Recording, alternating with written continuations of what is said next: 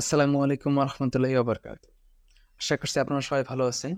যখন কেউ জানতে পারে যে আমি উদ্ভিদ বিজ্ঞানে মাস্টার ডিগ্রি কমপ্লিট করেছি, তখন সবথেকে বেশি আমাকে যে প্রশ্নটা করে যে, "ভাই, আমাকে একটা ইনডোর প্ল্যান্টের নাম বলেন।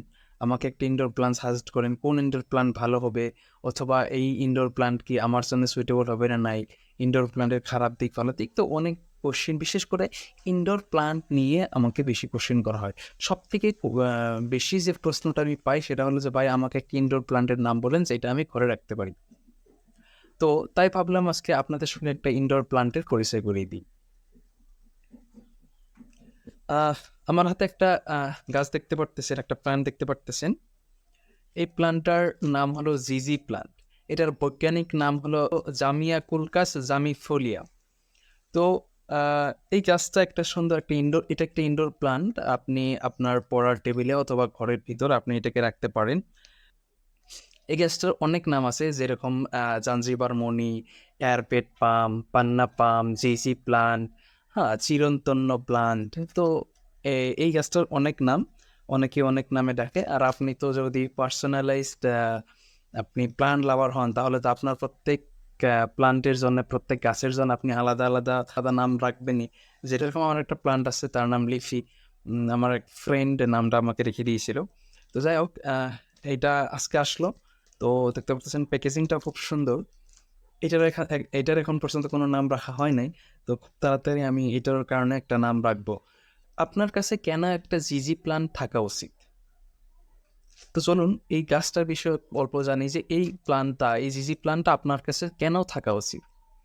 এক নাম্বার, প্রথম যে কারণে আপনার কাছে একটা জিজি প্ল্যান্ট থাকা উচিত, তা হলো বাতাস পরিশোধন। জিজি প্ল্যান্ট বাতাস থেকে বিষাক্ত পদার্থ শুষে নিয়ে পরিবেশকে বিশুদ্ধ করতে সাহায্য করে। বায়ু প্রদূষণ মানব স্বাস্থ্যের জন্য একটি গুরুত্বপূর্ণ হুমকি, এবং যেহেতু আমরা আমাদের অনেক সময়ই ঘরের ভিতরে ব্যয় করি, তাই এটি নিশ্চিত করা গুরুত্বপূর্ণ যে আমরা একটা ভালো মানের নিঃশ্বাস যাতে আমরা নিতে পারি। আমাদের ঘরের ভিতরের যেই বিষাক্ত যে বাতাসগুলো থাকে, ওইগুলোকে শুষে নিয়ে আমাদেরকে একটা বিশুদ্ধ অক্সিজেন আমাদেরকে প্রোভাইড করে। দ্বিতীয় যে কারণটা, যার কারণে আপনার কাছে একটা জিজি প্ল্যান্ট থাকা উচিত, তা হলো এই প্ল্যান্টটা খুব কম পরিমাণে দেখাশোনা করতে হয়। এটা জিজি প্ল্যান্টের খুব একটা বেশি কেয়ার করার প্রয়োজন হয় না। এটা খুব কম জল প্রয়োজন। এই গাছটার প্রয়োজনীয় জল বহুত কম পরিমাণে, আপনি জল দিলেই হয়ে যাবে। বেশি ভালো আলো আপনার প্রয়োজন নেই। কম আলোর ভিতরে এটা হয়ে যাবে। তৃতীয়তে আমি যে পয়েন্টের কথা বলবো, যার জন্য আপনার কাছে একটা জিজি প্ল্যান্ট থাকা উচিত, তা হলো সৌন্দর্য বৃদ্ধি। আপনি হয়তো আপনার বাসায় অনেক আর্টিফিশিয়াল প্লান্ট, অনেক আর্টিফিশিয়াল গাছ আপনার বাসায় এনে রেখেছেন। কিন্তু আর্টিফিশিয়াল তো আর্টিফিশিয়ালি হয়। আপনি চিন্তা করেন যে আপনার বাসায় আর্টিফিশিয়ালের জায়গায় একটা লাইফ, একটা জীবিত একটা প্লান্ট আছে, জীবিত একটা গাছ আছে। তাহলে কত ভালো লাগবে দেখতে। দেখতেও ভালো লাগবে। আর এটার আরো একটা গুরুত্বপূর্ণ পয়েন্ট যেটা আমি বলব, যার জন্য আপনার কাছে একটা ইনডোর প্লান্ট অবশ্যই থাকা উচিত, তা হলো মানসিক স্বাস্থ্যের উন্নতি। জি, ঠিকই শুনছেন। মানসিক স্বাস্থ্যের উন্নতি। যে কোনো প্লান্ট বাড়ির পরিবেশকে শান্ত এবং ইতিবাচক করে রাখে, যা আপনার মানসিক চাপ বহুত পরিমাণে কমিয়ে দিতে সাহায্য করে। তো আপনি যদি সিদ্ধান্ত নেন যে আপনার কাছে একটা জিজি প্ল্যান্ট থাকা উচিত, তাহলে আপনার এই কিছু বস্তু মাথায় রাখতে হবে যে এই প্ল্যান্টটাকে আমি কিভাবে টেক কেয়ার করব। যেকোনো একটা প্ল্যান্টকে টেক কেয়ার করাটা অনেক প্রয়োজন।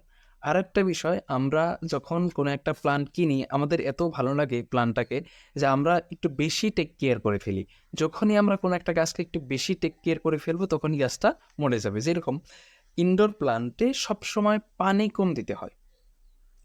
আমরা এত টেক কেয়ার করে ফেলি যে মাঝে মাঝে এই গাছটাতে আমরা পানি বেশি দিয়ে ফেলি। যখনই আমরা এই গাছটাতে পানি বেশি দিয়ে ফেলবো, তখনই গাছটা মরে যাবে। আমি ৫-৬টা পয়েন্ট বলবো যে কিভাবে আপনি এই যে প্ল্যান্টটাকে, এই গাছটাকে আপনি টেক কেয়ার করতে পারেন। ১ নাম্বার, সূর্যর আলো। প্ল্যান্ট কম আলোতেও ভালোভাবে বাঁচতে পারে, তবে মাঝে মাঝে মাঝারি আলোতে এটি দ্রুত বৃদ্ধি পায়। সরাসরি সূর্যের আলো এড়ানো উচিত। ডাইরেক্ট সূর্যের আলোতে এটা না রাখা বেশি উচিত। দ্বিতীয়তে যেটা বলবো সেটা হলো পানি। আমরা জানি আমরা ছোট থেকেই পড়তেছি, ছোট থেকে দেখে আসতেছি যে একটা প্লান্ট জীবিত থাকার জন্যে পানি অনেক বেশি প্রয়োজন। কারণ পানি যদি না থাকে তাহলে ফটোসিনথেসিস করতে পারবে না। আর ফটোসিনথেসিস করতে না পারলে তো গাছটাই আমাদের জীবিত থাকবে না।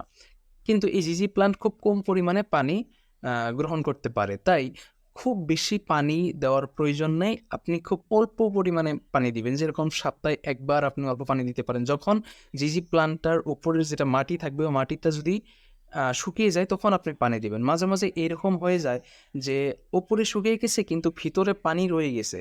আপনি যদি তখনও পানি দিয়ে দেন তাহলে তলের যে ইটা থাকে তাহলে তলের থেকে যে রুটগুলো থাকে ওইগুলো পচতে শুরু করে দিবে। তো পানিটা খুব কম পরিমাণে দেওয়া উচিত জিজি প্লান্টের ক্ষেত্রে। তৃতীয় যে পয়েন্টটা আপনাদের লক্ষ্য রাখা উচিত তা হলো মাটি। জিজি প্লান্টের জন্য ভালোভাবে নিষ্কাশিত মাটি প্রয়োজন।